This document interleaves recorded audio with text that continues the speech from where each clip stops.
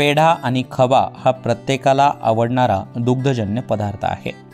धाराशिव जिल्ह्यातल्या भूम व वाशी तालुक्यात मोठ्या प्रमाणात खव्याचे व पेढ्याचे उत्पादन केले जाते। परंतु हेच खवा आणि पेढा व्यावसायिक आता संकटात सापडलेत।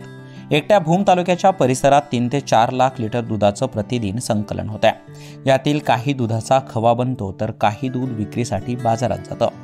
विशेष करून भूम तालुक्यात सर्वाधिक खवा निर्मिती केली जाते, त्याचबरोबर पेढा निर्मिती देखील केली जाते। परंतु याच खव्याला 190 ते 200 रुपये प्रति किलोचा दर मिळतोय, जो खवा व्यावसायिकांना परवडत नाही।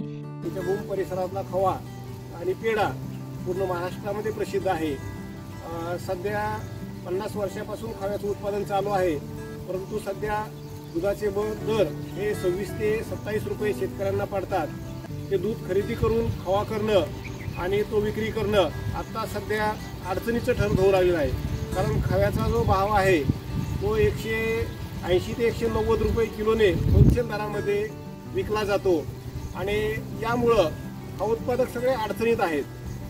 खवा बंदही ठेवता येत नाही, कारण आलेलं दूध जे आहे ते त्याचा खवा करणं गरजेचं आहे आणि खवा जर स्टॉक करून ठेवायचं म्हणलं त्याला भांडवल खूप मोठ्या प्रमाणात लागतं आणि त्याचीही अडचण निर्माण होते।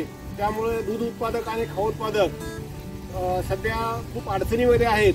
शासनाने या खव्यासाठी ब्रँडिंग आणि पॅकेजिंगसाठी जर सहकार्य केलं आणि हा खवा जर एक्सपोर्ट करता आला तर नक्कीच या ठिकाणी खव्याच्या उत्पादनामध्ये वाढ होईल, शेतकऱ्यांनाही त्याचा फायदा होईल।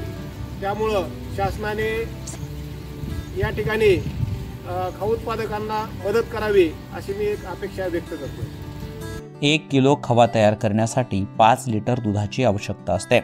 खवा व्यावसायिकांना दूध प्रति लिटर 30 रुपये दराने विकत घ्यावे लागते, त्यातच 150 रुपयांचा खर्च होतो।